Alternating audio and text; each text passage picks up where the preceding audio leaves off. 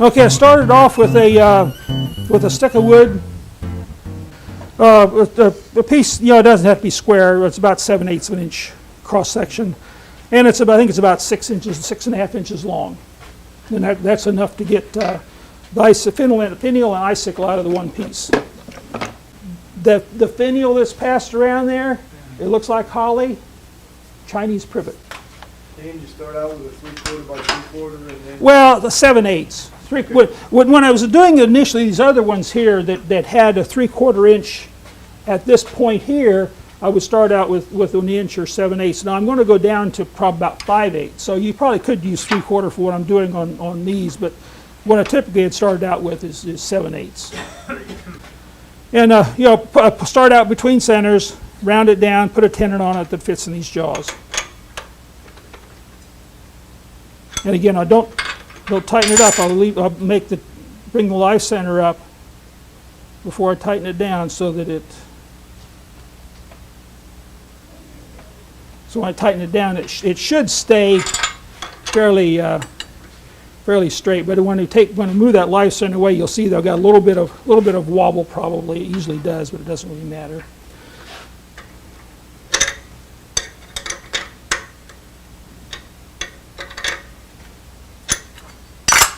That one. Okay, first thing, I still got a little bit of flat there. I'll go ahead and take it down. Like I say, I'm going to use the finial first, and then I'll do the icicle, and we'll go ahead and we'll make it to fit. This is the one I just did. We'll make it to fit this one. So put that up there for an example. So the first thing I need to do is I'll go ahead and take it down to about the size of this should be a 1/2 inch. And so I'll take it down to 5/8. That'll give me a 1/16 of an inch overhang for that little bit of a detail there. So I'll take it down to 5/8 of an inch.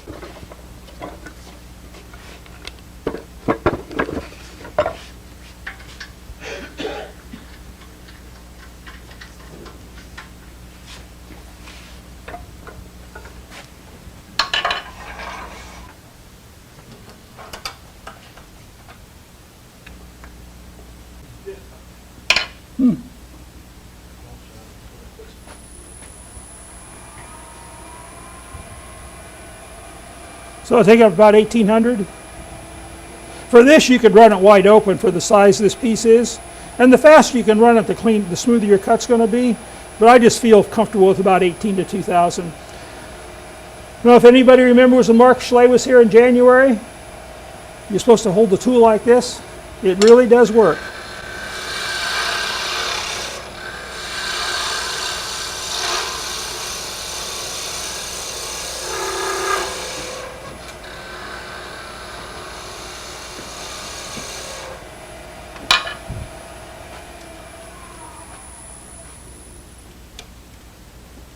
Okay, there's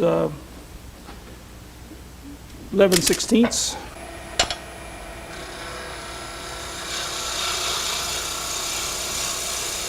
That's about 1/16 of an inch. Okay, so I got my diameter to the final diameter of that thing there. So now I'm going to put a tenon on it, and I go just use the width of my parting tool for the tenon, and it'll be a little bit too long, but I'll trim that up. And to judge my 1/4 inch diameter tenon, I got a high-priced Chinese-made wrench. The wrench is slightly over 1/4 inch. So when I make the tenon to fit that wrench, it's going to be slightly bigger than a 1/4 inch. I drill the hole with a 1/4 inch. The tenon's going to be just slightly bigger than that hole, and so that's what gives you the nice snug fit. This is a 1/4 inch right here, so when I'm getting down, I can use that as a reference to get down close.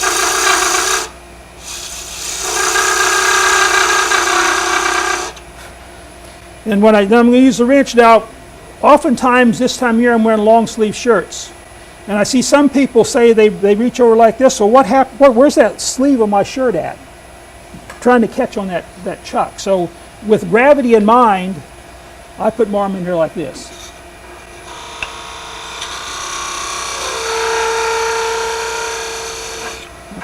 There's my tenon.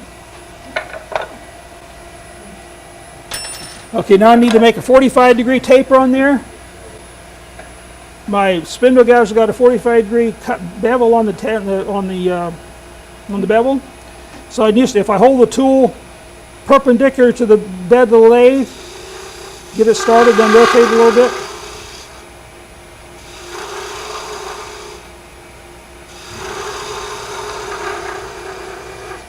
It's that quick to make a 45-degree cut. Now in actuality, I want to make it just slightly less than 45 degrees because when I put it in there, I want it to contact out here on this ridge out here, and if there's contact down here, if this isn't perfectly flat, or if I didn't get that bevel perfectly flat, it may touch down here and not out here, and I'd have a gap. So what I'm going to do when I use this is another little hobby tool, little 90-degree angle. I want to look just sight down through there, and what I want to see is contact up here at the edge, and just a little bit of air gap down in this area down here, and that's what I've got. It's contacting out there, and I get just a little bit of an air gap down there. There's only one other person that I've seen documented that turns his finials and icicles the way I do. Most people you see, they'll have their block of wood out there like that, and they turn the finial and icicle in this orientation with no contact out here. It's just hanging out there in the open. They do the bit down here, and then they work their way up and sand it and finish it, and then they'll go a little bit farther and sand it and finish it, because once you get up here, you can't come back and do anything down here. So what I do is I turn it this way, and I'm going to have support from the tailstock throughout the entire operation. I'm going to turn it in that orientation. Another benefit of doing it that way is if I wanted to make a body and a finial, or finial, we're doing the finial now. If I want to make the body and finial so that they blended together, I could put it on there like that, put this up here like this, and I could turn the finial right there with the body on it. But since I'm not doing that, but what I'm going to do is I'm putting it up there to judge how long do I need to make that tenon in there. You see the tenon is sticking out a bit? I'm just going to come in and just put a little mark on there how long I need for the tenon to be. And then I can look here and see what kind of relief I've got here, and that looks pretty good. If I want to make that any smaller, I could put a mark on there then and turn it down a bit more to more closely match the body. So we're just going to, and what I do is I've chosen which side I want to be the top, because these might not be exactly the same, even though I wanted them to be. I'll put a T in here for top and a B in here for bottom, so I don't get confused, which is easily happens. Okay, so I'm going to, got that pencil mark on there. But see now it's wobbling a little bit because it didn't fit in here exactly centered, and the life center was holding it. But it doesn't really present a problem. So I'm going to give it a little bit of support here, and I'm just going to trim that off to that line that I just put on there.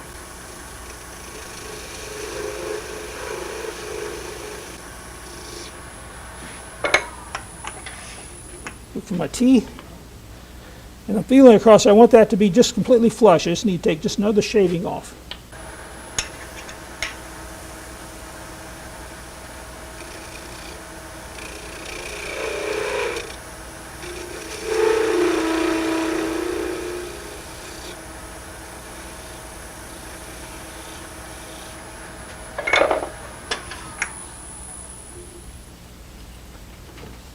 Okay, here we go. Actually, I took it just a little bit too far, but I think it'll be okay. So that's the tip of my finial. So now I need to drill a hole in there for that.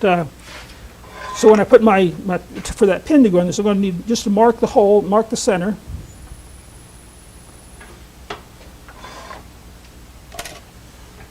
Now you could put a drill bit in the live center, or put a chuck in there in the live center. I just find it just as easy for what I'm doing. I do a little pin vise with a numbered drill bit. I don't know what size number it is. It's the numbered drill bit that fits the eye screws that I'm using.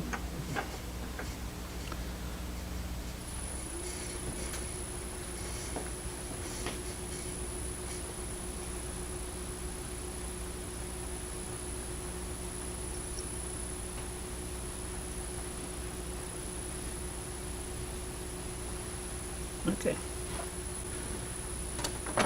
And you won't be very pleased if you get your your ornament put together and you forgot to drill that hole in there.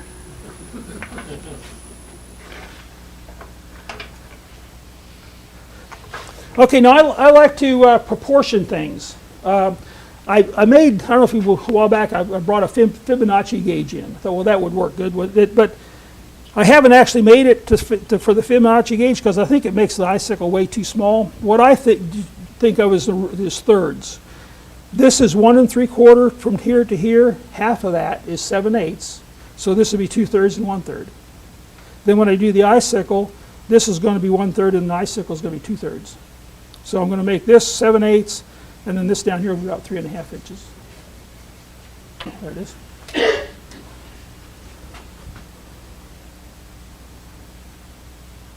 Go up here and mark 7/8.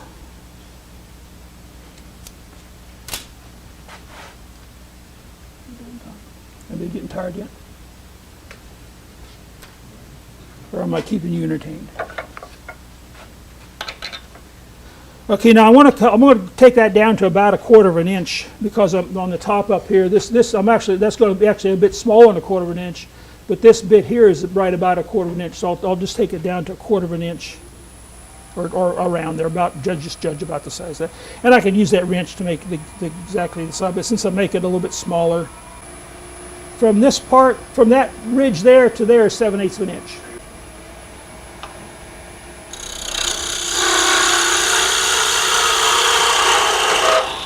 And that looks pretty good. Okay, I got some waste material there to get done.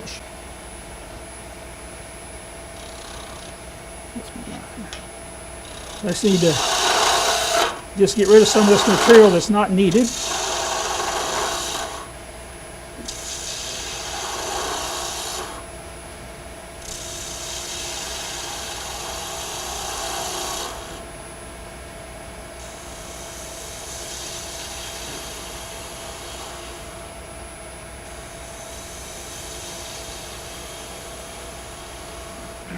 Okay, and I'm going to just make a little bit of a recess here so I don't lose track of that dimension there. Okay, so now I'm going to make it's called an OG, or a OG? I think it's OG. I think it's OG. And I want to, again, I'll do on thirds. The length of this to the OG part from there to there is, and I'll switch to millimeters here just because it's easier to calculate millimeters at this level. So I got 16 millimeters there, so 1/3 of that is just a little bit over 5. So what I'm going to do is come down from the top 5 millimeters. And that's going to be my narrow part in the OG right there.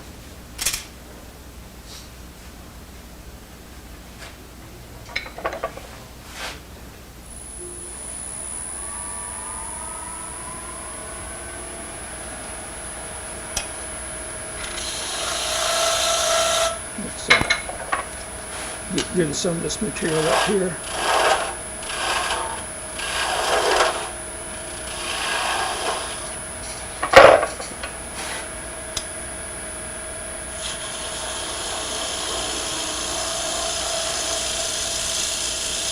Okay, so that looks pretty narrow there, narrow proportion-wise. So now I just need to come in here and just sweep that down that wasn't supposed to happen. It's going to be slightly less than 7/8.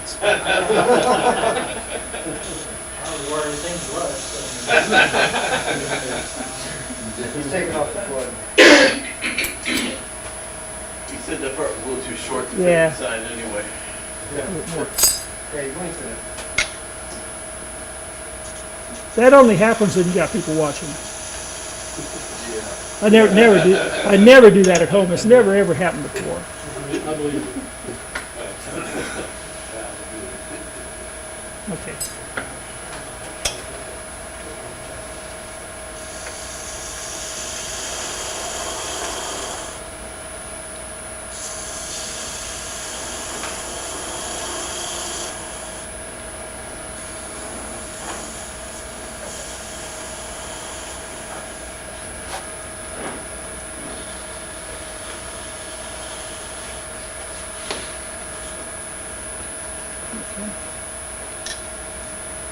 I'm just looking for a nice flowing curve. Sometimes your fingers do better than your eyes.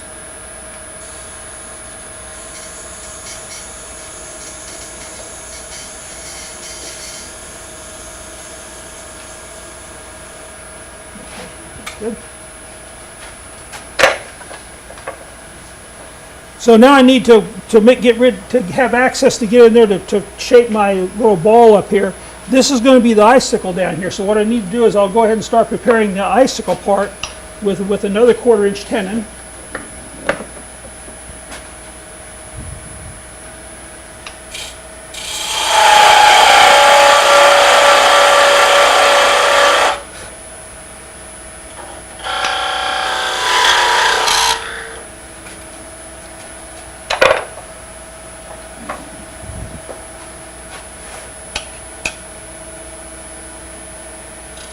And when the tool rest is, I've got the tool rest position where I want it. Now it's just a matter of when I want to hold the angle here to where it's going to be right at the center of rotation.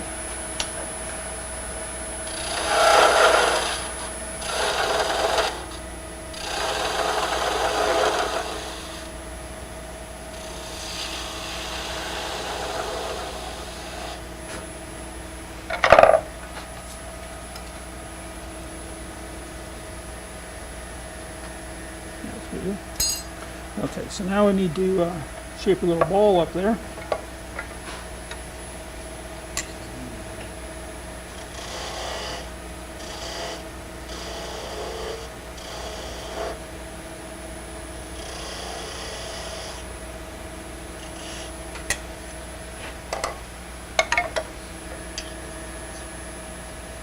Just going to make that a little bit smaller than what it is.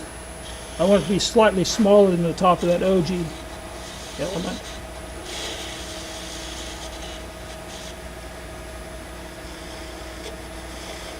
That's pretty good.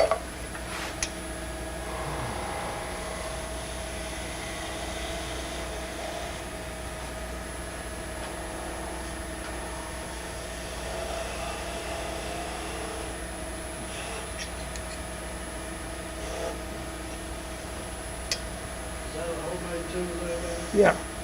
Yeah, it's a piece of quarter inch high speed steel from Inco. And it, the handle is homemade handle. The guy in Louisiana that makes these inserts that Mark Soleil has. Can't think what his name is. But yeah, just a piece of 1/4 inch high speed steel. I'll put a little skew on this end and a little skew G, or what's Cindy Drozer call hers. And then the handle's drilled down. And this is an aluminum insert that this guy from Louisiana makes. That Mark Slay always has a supply. Yeah, Messer. Yeah, Mark Slay has them in stock. Costs $5, and it goes down the handle about that far. And you drill a hole and okay, so I'll just show you a quick finish I put on those. I think if I used 320, it'd probably scratch it up a bit.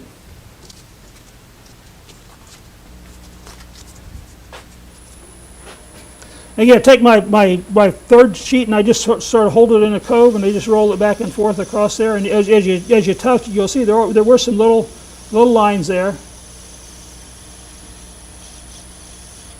And that got rid of it.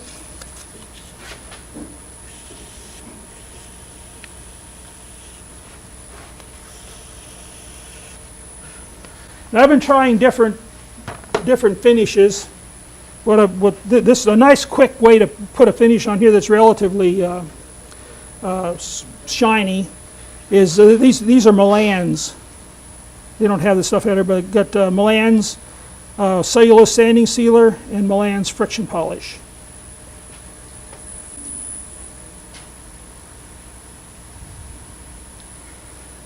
Okay, now put my safety glasses on so I don't splatter stuff on my expensive glasses I just got.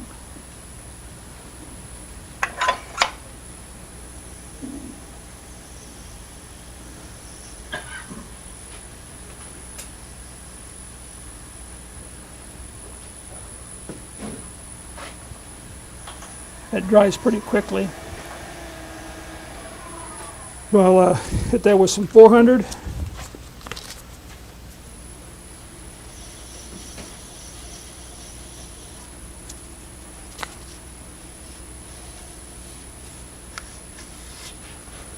And I use some of the white. It's not 3M brand, it's the Chinese stuff that they have out here. Okay, then now if I've experimented with, I use this Triple E, and I've tried it before the friction polish or after the friction polish, and I haven't decided which comes out best. So we'll do it with the friction polish first. And I typically don't use the friction polish as friction polish per se, because with friction polish you're supposed to put on a very small amount and then speed it up and then let the heat. The heat that's generated by the friction is what creates the shine. So we'll speed up just a little bit. But I've never been very completely satisfied with the results I get with just using that alone. So what I do is I'll let that, once that dries, I'll use this Triple E, which is it's a combination of, I think it's Triple E rubbing or buffing compound and some wax. I'll just use that to buff it a bit.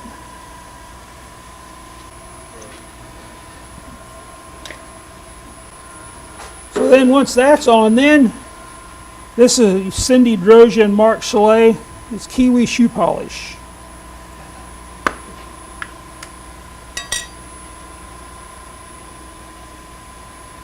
Well, they both well, you watch Cindy Drosia's Finial demos. That's what she used, and I don't know whether Mark got it from Finial or from her, or she got it from Mark. I'm not sure which way it went. Okay, so that's a respectable shine on it. Okay, so now we part it off. So now if I went through and parted it off like that with this pressure up here driving through this bearing, it would get down to a few fibers and it'd twist off and make a hole in the top of the finial. Well, that's really not that bad because I'm going to drill a hole in there anyway. But what I do is I'll just back this off to where it's no longer driving that bearing, but the pin is still sticking there. I've still got full support.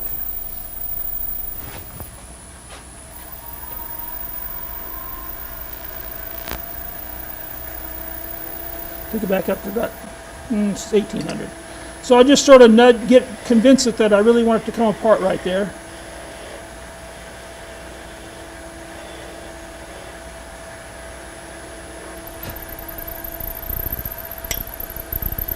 Blocking your view, can you see it?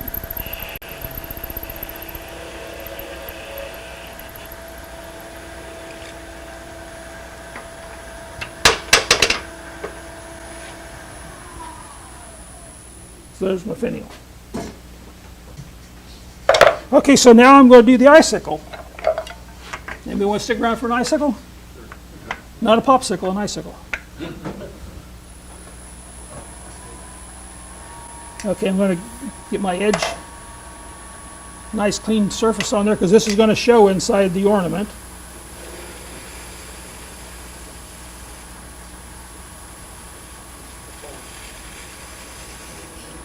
Now here's where I differ from what I talked about in this paper here. In that paper I would use the pen saver mandrel on there now. And then once I got, instead of just backing it off, then I would switch to, and I didn't bring the life center that comes with mini lathes. It's got a cone in it with a pin. Well, I knock the pin out, and then I use that cone in there to rest up against here just to provide the support. Well, I found that with that ball in there, you got to really look down there to see that there's a hole in the top of that icicle. So I find I like using this life center much better than using the combination of those other two. So my, I need to trim that, I need to go on the bottom side of my ornament now, put the bottom side in where I got the B, and then again mark that for the length. And now that's I haven't taken this down to the 5/8 mark yet, so I'll just put a line right there about that's how far I want to take it down. draw a line all the way around here, maybe you can see it better. Okay, you see that? Okay, I'm going to trim that down.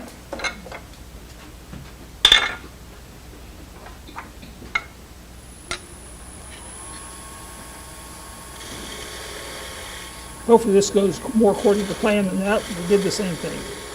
And what's happening there is when I present that, I got a cutting edge here. If I have that cutting edge cocked at a bit of an angle, it's going to act like a screw and screw its way back off of there. So you need, when you present that cutting edge to the wood, you want that cutting edge to be completely vertical so that it doesn't try to back its way off. Sometimes when you put your thumb down there like that, you can anchor it and be a bit more forgiving.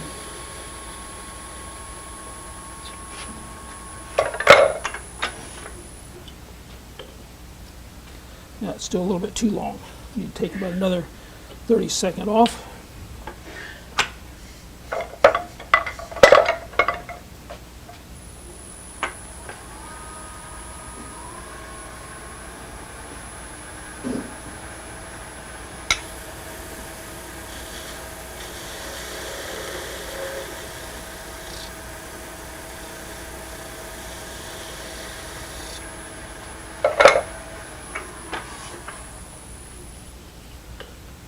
Okay, yeah, there we go.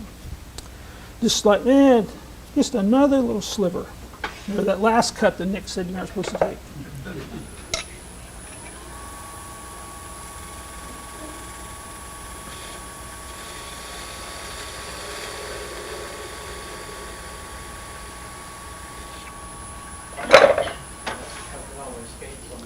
Yeah. Yep. Okay. So now I marked it. This is where I want my outer diameter to be, that line right there.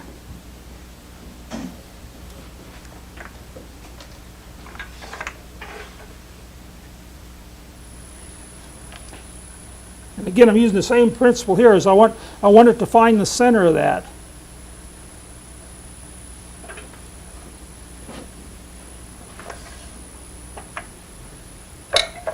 Okay, now I'm going to be taking material off this way, but I don't want to come down here and splinter it down there. So what I'm going to do is I'm just going to make a parting cut down there so that when the fibers start coming off, it doesn't splinter up on the end.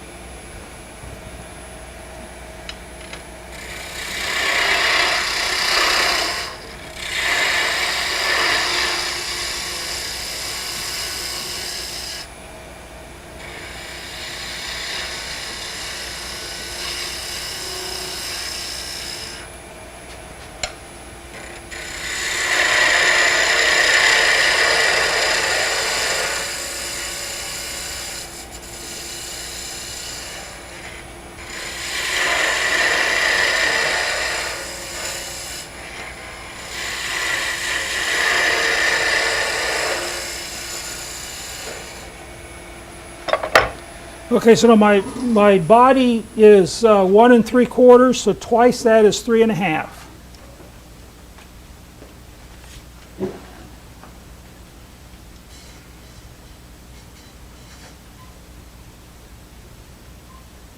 So that's going to be the length of the icicle to the end, to the tip of the flame.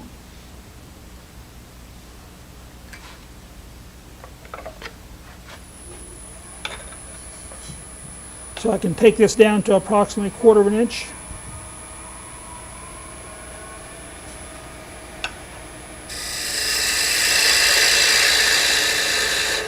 I'll go ahead and get rid of some material over here so it's not in my way. Okay, now when you mark Soleil and Cindy Adrosia both, when you're making a finial or an icicle, in any of these, you don't want an element here and a small element, a big element, a small element. You want the elements to be, as they go down, you want them to be getting progressively smaller as they go down. So to force that, I'm going to start off by making my cone to start with. So I can't possibly make an element that's bigger when you get down farther down.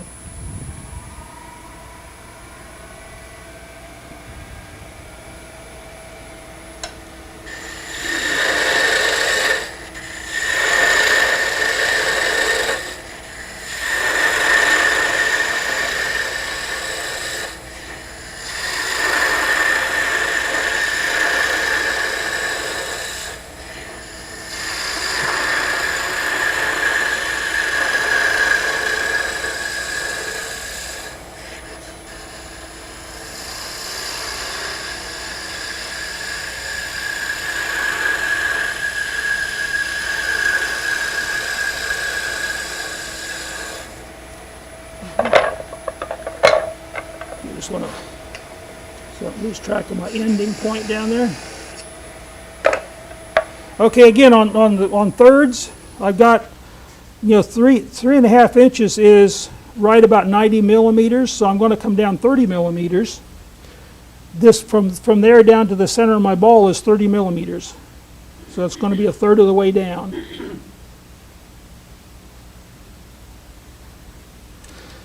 And at that point, my diameter is just slightly over 7/16. So if I made the ball 7/16 in diameter, it would be real thin. So I'm just going to give the suggestion. In fact, that's probably a bit more than what I normally do. Here's one here that what I'm getting at is I don't want to measure the diameter, half of the diameter both directions, so I'm going to come down about, it was 7/16, I'll come down just a bit over, there's 5/16, come down just a little bit more than that, is the diameter, or the height of my ball. So I'm going to put the mark in the center, and just put on either side of that should be half, so that should be the size of the top and bottom point of my ball. And then this is going to be the high point on the ball.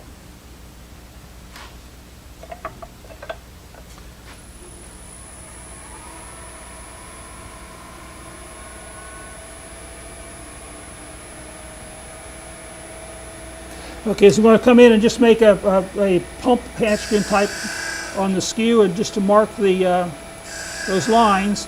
And I'm just going to come in at about a 45-degree angle from both sides of that and make a V.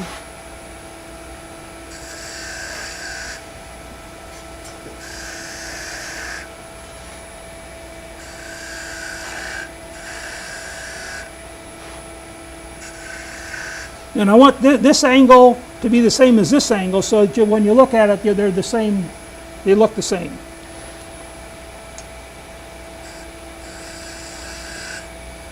Okay, so then we'll just round it off to make the B, make the ball.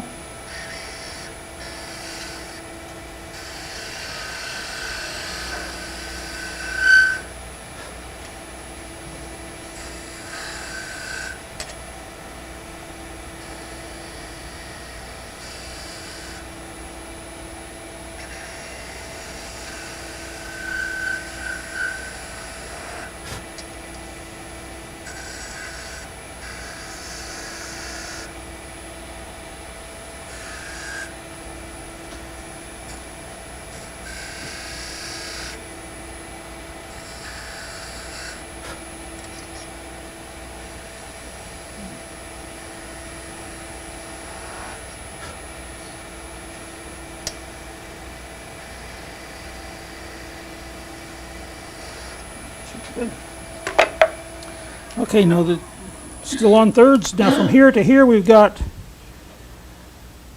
24 millimeters, so a third of that is 8. So I'm going to come up 8 millimeters from the bottom, and that's going to be my narrow spot of the OG. Not OG. What is it? It's not OG. Scotia. That's what it is. It's a Scotia. Yeah, S-C-O-T-I-A, I think it is, S-C-O-T-I-A, I think. Yeah, I got that from some architectural book. I thought that was neat.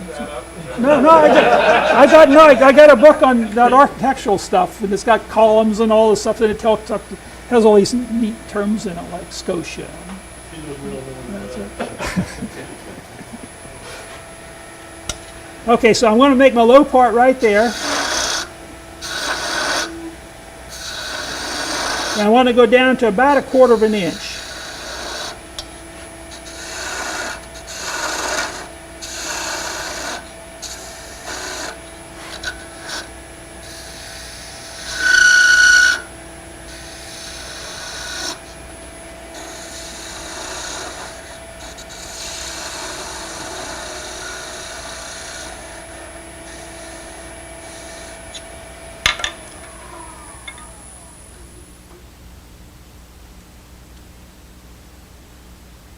Yep. I think that low spot is there, so once I line that up, that should be right at 1/4.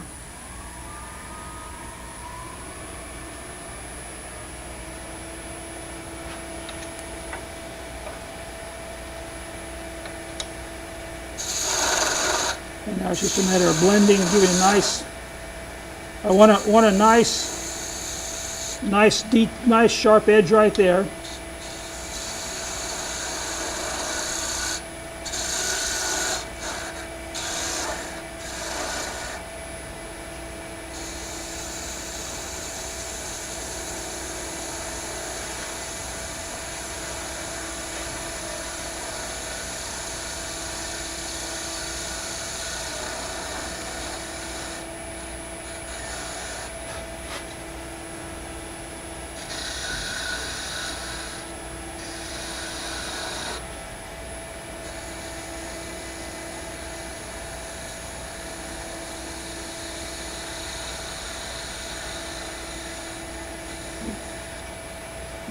Okay, that's the top part.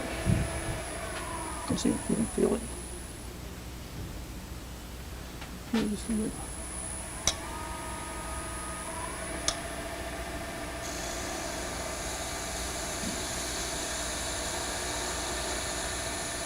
Now, I say oftentimes it looks okay to the eye, but then you feel it, and you just feel a little bit of a ridge in there.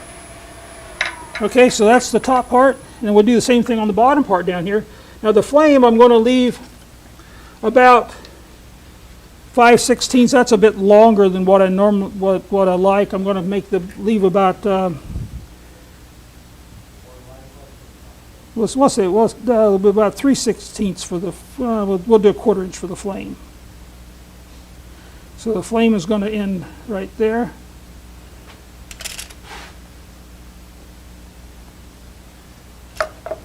So this is 46. So 1/3 of 46 is just, I think I did about around 16. So I'm going to come up 16 millimeters from the bottom for my narrow spot. That's going to be the narrow spot of the lower Scotia element.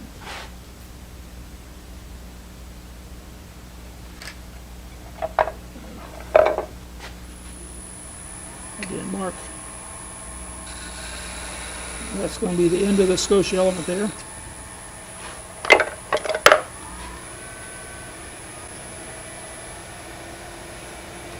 And now I want to go down to about 1/8 of an inch here.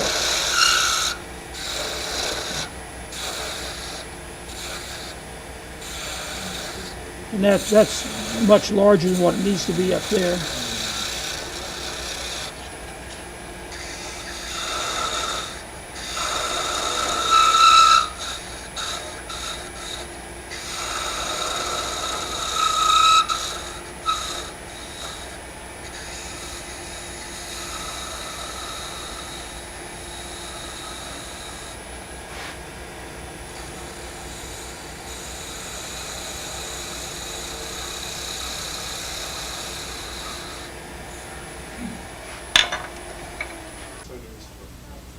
It's not a big deal. So that should be a narrow spot right there.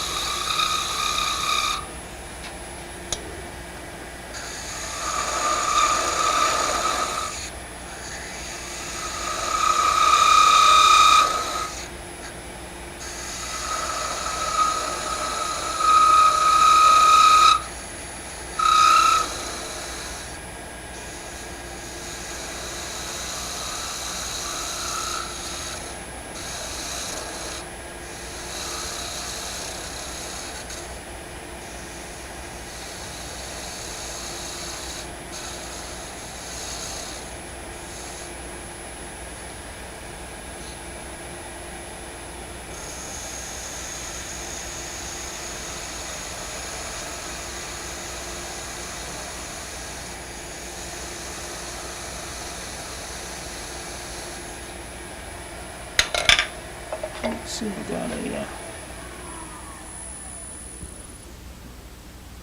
see if I can take that out. We'll do the ridge right there.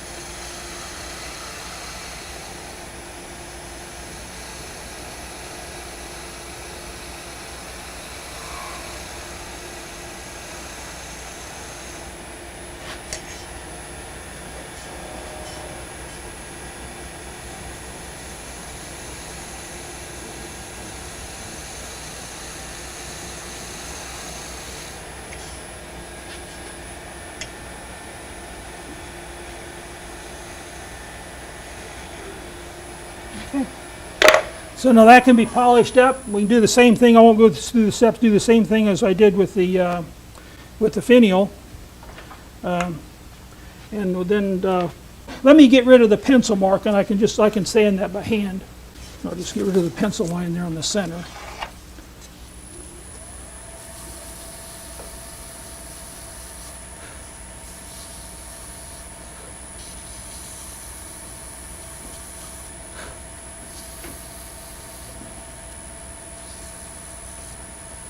Okay.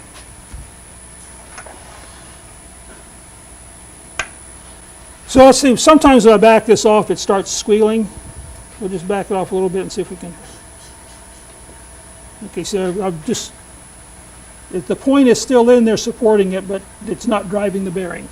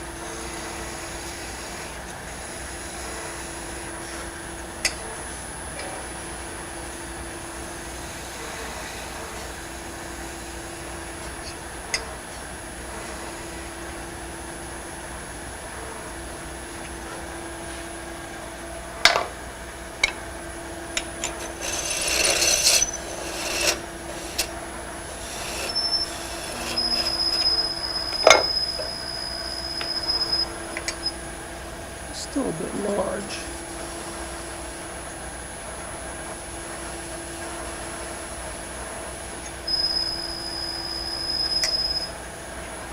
Maybe that squeaking annoying anybody?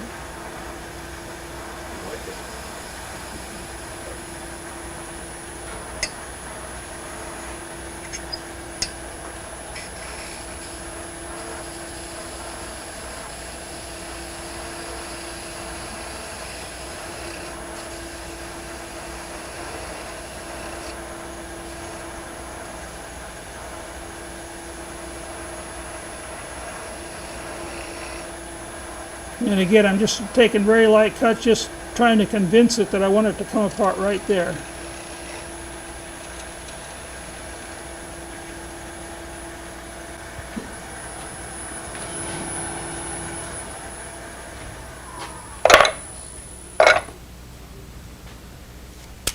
Well, any questions? Thank you, Dan.